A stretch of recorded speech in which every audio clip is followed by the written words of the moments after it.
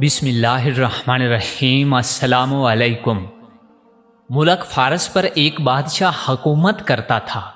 وہ بڑا رحم دل اور انصاف پسند تھا۔ اس کا بیٹا شہزادہ رحمان بھی اپنے باپ کی طرح دلیر تھا۔ بادشاہ کو شکار کا بہت شوق تھا۔ وہ اکثر گھنے جنگلوں میں شکار کھیلنے جاتا۔ ایک دفعہ گرمی کا موسم تھا۔ بادشاہ کا دل شکار کھیلنے کو چاہا۔ حکم کی دیر تھی، تمام انتظامات ہو گئے اور بادشاہ شکار کے لیے چل پڑا۔ سارا دن بادشاہ شکار میں مصروف رہا کہ شیر، چیتے، بارہ سنگے شکار کیے۔ شام ہوئی تو یہ شکاری قافلہ واپسی کے لیے چل دیا۔ ابھی آدھا سفر بھی طے نہ کیا تھا کہ بادشاہ کو ایک نہایت خوبصورت ہرن نظر آیا۔ بادشاہ نے فوراً کمان میں تیر جوڑا اور نشانہ لے کر چھوڑ دیا۔ ادھر کمان سے تیر نکلا، ادھر ہرن چوکڑیاں بھرتا بھاگ کھڑا ہوا۔ نشانہ خطا ہو گیا تو بادشاہ غصے میں آ گیا۔ اس نے گھوڑے کو ایڑی لگائی اور ہرن کے تعاقب میں چل دیا۔ محافظ اور وزیر وغیرہ بھی پیچھے لپکے، مگر بادشاہ تیز رفتاری سے گھوڑا دوڑاتا ان کی نظروں سے اوجھل ہو گیا۔ بادشاہ نے کئی بار ہرن کا نشانہ لے کر تیر چلائے، لیکن ہرن کو ایک بھی نہ لگا اور ہرن جھاڑیوں میں غائب ہو گیا۔ رات کا اندھیرا جنگل میں اترنے لگا تھا۔ ہرن کے بچ نکلنے پر بادشاہ کو غصہ تو بہت آیا، لیکن کیا کر سکتا تھا؟ اندھیرا بڑھتا جا رہا تھا، اس لیے اس نے واپسی جانا ہی مناسب سمجھا۔ بادشاہ نے گھوڑے کی باگ موڑی اور ایڑی لگانے ہی والا تھا کہ رات کی خاموشی کو چیرتی کسی کے رونے کی آواز اس کے کانوں میں پڑی۔ بادشاہ چونک پڑا۔ آواز کسی عورت کی تھی۔ اس ویران اور بھیانک جنگل میں عورت کہاں سے آ گئی؟ پہلے تو بادشاہ یہ سوچ کر گھبرا گیا کہ کوئی بھوتنی یا چڑیل تو نہیں، لیکن پھر اسے خیال آیا کہ ممکن ہے اور کوئی مظلوم عورت ہو۔ رونے کی آواز قریب سے آ رہی تھی۔ بادشاہ گھوڑے سے اتر آیا اور لگام تھام کر اس کی طرف بڑھا۔ درختوں کے جھنڈ میں ایک پرانا کنواں تھا، جس کی منڈیر پر ایک نہایت ہی خوبصورت عورت بیٹھی رو رہی تھی۔ اس کا رنگ دودھ جیسا سفید اور بال سنہری تھے۔ اس نے پھٹے پرانے کپڑے پہن رکھے تھے۔ بادشاہ نے نزدیک جا کر بڑے نرم لہجے میں پوچھا، اے خاتون، تو کون ہے اور اس ویران جنگل میں بیٹھی کیوں رو رہی ہے؟ میں اس ملک کا بادشاہ ہوں، مجھے بتاؤ کس نے تم پر ظلم کیا ہے؟ عورت آنسو بہاتے ہوئے کہا، اے بادشاہ، میرا نام نگینہ ہے، میں پڑوسی ملک کی رہنے والی ہوں۔ میرا باپ مر گیا تو چچا نے ساری جائیداد پر قبضہ کر لیا ہے اور مجھے جنگل میں خون خوار جانوروں کا لقمہ بننے کے لیے چھوڑ گیا ہے۔ یہ کہہ کر عورت زور زور سے رونے لگی۔ بادشاہ کو اس پر رحم آیا۔ بادشاہ نے اسے اپنی ملکہ بنانے کا فیصلہ کیا۔ اس کی پہلی ملکہ تو کئی سال ہوئے فوت ہو چکی تھی۔ بادشاہ نے نگینہ کو گھوڑے پر بٹھایا اور واپس چل دیا۔ تھوڑی دور ہی گیا تھا کہ اس کے وزیر اور محافظ مل گئے، جو اسے ڈھونڈتے پھر رہے تھے۔ بادشاہ ان کے ساتھ واپس محل میں لوٹ آیا۔ اگلے دن بادشاہ نے نگینہ سے شادی کر لی اور وہ ملکہ نگینہ بن گئی۔ گھر گھر خالص گھی کے چراغ جلنے لگے، ہر طرف نعرے بجتے رہے، ہر اعلیٰ اور ادنا خوشیاں منا رہا تھا کہ ایک دن تک بادشاہ کی شادی کی خوشی میں جشن منایا جاتا رہا۔ شہزادہ رحمان کو بھی بہت خوشی ہوئی تھی۔ وقت اسی طرح گزرتا چلا گیا، مگر نئی ملکہ کے آنے کے کچھ ہی عرصے بعد بادشاہ کی طبیعت خراب رہنے لگی۔ وہ دن بدن کمزور ہوتا جا رہا تھا۔ شہزادہ رحمان، وزیر اور دوسرے درباری بڑے پریشان ہوئے۔ ملک کے بڑے بڑے مشہور حکیموں نے علاج کیا، مگر کوئی فائدہ نہ ہوا۔ حتیٰ کہ بادشاہ بیمار ہو کر چارپائی سے لگ گیا۔ اس نے کھانا پینا بھی چھوڑ دیا تھا۔ اب تو شہزادہ رحمان بکھلا اٹھا کہ کیا کرے۔ دور دور کے ممالک سے حکیم منگوائے، لیکن بیماری کا علاج تو ایک طرف رہا، یہ ہی نہیں پتہ چل سکا کہ مرض کیا ہے۔ بادشاہ کا رنگ زرد پڑ چکا تھا، آنکھوں کے نیچے کالے نشان بن گئے تھے۔ شہزادہ رحمان نے فیصلہ کیا کہ ملک کے سب سے بڑے نجومی کے پاس جانا چاہیے، تاکہ پتہ تو چل سکے کہ بات کیا ہے۔ یہ نجومی شہر سے دور ایک پہاڑی غار میں رہتا تھا۔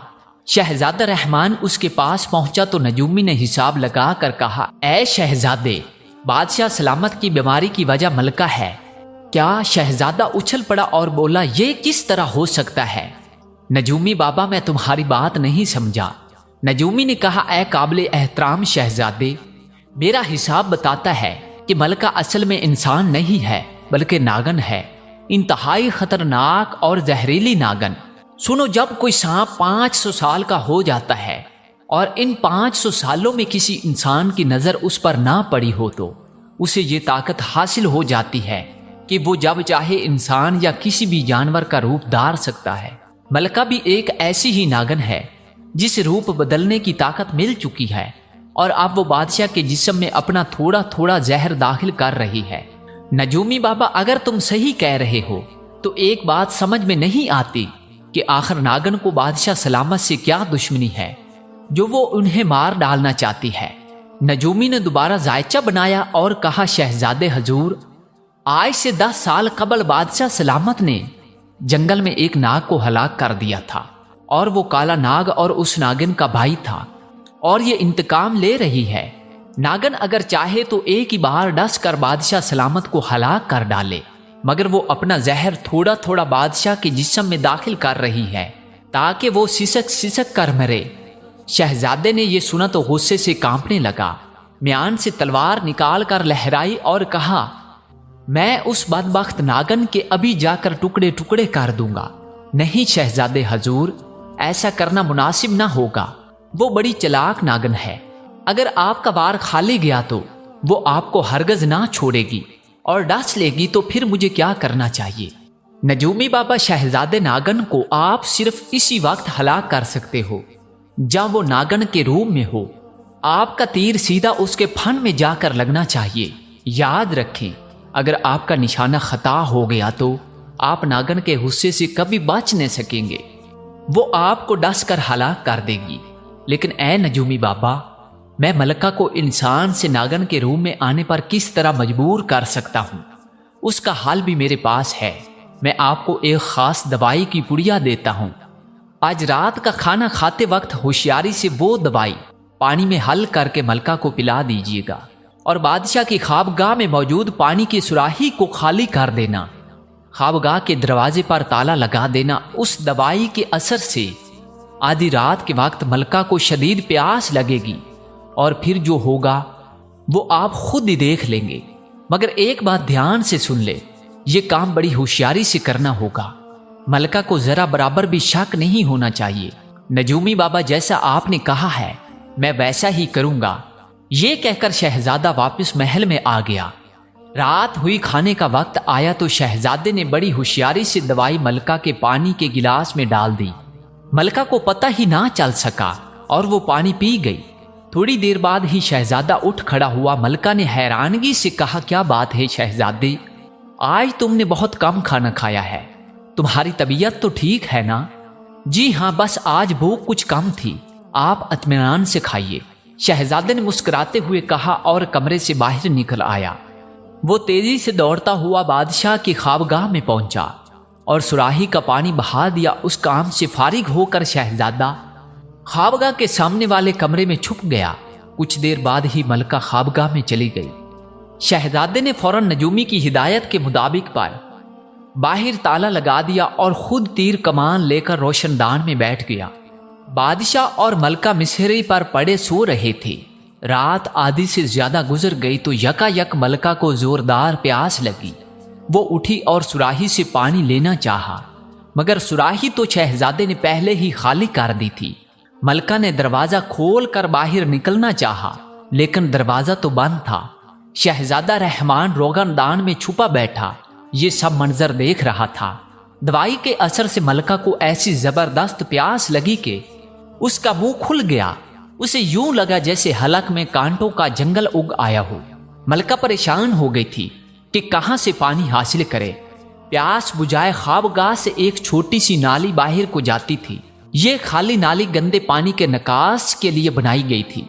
ملکہ نے فیصلہ کیا کہ ناگن بن کر نالی کے راستے باہر جا کر پانی پینا چاہیے۔ وہ دبے قدموں بادشاہ کے پاس آئی۔ بادشاہ تو سارے گھوڑے بیچ کر سو رہا تھا۔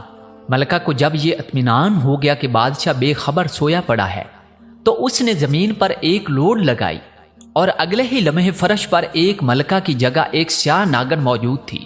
شہزادے نے جب یہ منظر دیکھا تو کانپ اٹھا۔ نجومی بابا نے سچ ہی کہا تھا، ناگن کی سیاہ کھال چمک رہی تھی۔ وہ بال کھاتی لہراتی نالی کے راستے باہر نکل گئی۔ شہزادے کو وقت ہی نہ مل سکا کہ تیر چلا سکے۔ شہزادہ جلدی سے روشن دان سے اترا، گھوم کر باغ میں پہنچ گیا۔ اسے یقین تھا کہ ناگن ملکہ باغ کے تالاب میں پانی پینے گئی ہے۔ چاندنی رات تھی، چاند کی زرد روشنی میں سبزہ بڑا بھلا معلوم ہو رہا تھا۔ شہزادے کا خیال بالکل درست تھا، ملکہ واقعی تالاب سے پانی پی رہی تھی۔ پانی پینے کے بعد اس نے پھن پھیلا کر ایک زوردار پھنکار ماری۔ شہزادہ ایسی جگہ چھپا کھڑا تھا کہ ملکہ کے پھن کا نشانہ نہیں لگا سکتا تھا۔ ناگن ملکہ کچھ دیر گھاس پر لہراتی رہی، پھر ایک طرف چل پڑی۔ اس کا رخ خوابگاہ کی طرف نہیں تھا کہ وہ محل سے باہر والے راستے پر جا رہی تھی۔ شہزادہ رحمان اس کے پیچھے پیچھے تھا۔ محل سے نکل کر ملکہ اس راستے پر ہو لی جو جنگل کو جاتا ہے۔ شہزادہ رحمان بڑی ہوشیاری سے اس کا پیچھا کر رہا تھا۔ یہ بھی خدا کا شکر تھا کہ چاندنی رات تھی، ورنہ اندھیرے میں ناگن کب نظر آتی۔ ناگن ملکہ گھنے جنگل میں پہنچ گئی۔ ایک غار کے باہر رک کر اس نے زوردار پھنکار ماری۔ اس کی پھنکار کے جواب میں غار کے اندر ایک دوسرے ناگ کی خوفناک پھنکار سنائی دی۔ اف خدایا، کیسی بھیانک پھنکار تھی! وہ جیسے بیک وقت کئی دیگیں چولہے پر چڑھی سنسنا رہی ہوں۔ پھنکار کے ساتھ ہی جھاڑیوں اور سرکنڈوں کے ٹوٹنے کی آوازیں آئیں، اور پھر ایک نہایت ہی بڑا اژدہا نما ناگ غار سے باہر نکل آیا۔ ناگ کے سیاہ جسم پر سنہرے رنگ کا تاج تھا جس سے تیز شعاعیں نکل رہی تھی۔ یہ جنگل کا شیش ناگ تھا جو ناگن کے سامنے آ کر پھن پھیلا کر کھڑا ہو گیا۔ ناگن سر مستی کے عالم میں جھوم رہی تھی۔ شیش ناگ کی آنکھیں شوروں کی مانند دیکھ رہی تھی، اور وہ دو شاخیں زبان بجلی کی طرح لبلبا رہا تھا۔ دونوں ناگ کچھ دیر ایک دوسرے کو دیکھتے رہے، پھر ناگن شیش ناگ سے لپٹ گئی اور وہ دونوں ناچنے لگے۔ شہزادہ رحمان اس دوران ایک درخت پر چڑھ چکا تھا۔ وہ انتہائی حیرت ناک اور خوفناک منظر دیکھ رہا تھا۔ تیر کمان اس کے ہاتھ میں موجود تھا اور وہ مناسب موقع کی تلاش میں تھا۔ کچھ دیر تک ناگن اور ناگ ناچتے رہے، پھر ایک دوسرے سے علیحدہ ہو گئے۔ شیش ناگ اپنے غار میں واپس چلا گیا اور ناگن واپسی کے لیے مڑی۔ یہی وہ لمحہ تھا جس کا شہزادے رحمان کو انتظار تھا۔ ناگن کا پھیلا ہوا غلیظ چپٹا سر اس کی آنکھوں کے عین سامنے تھا۔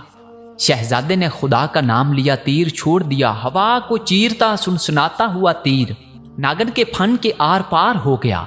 ناگن کا اٹھا ہوا سر جھٹکے سے پیچھے کی طرف جا گرا۔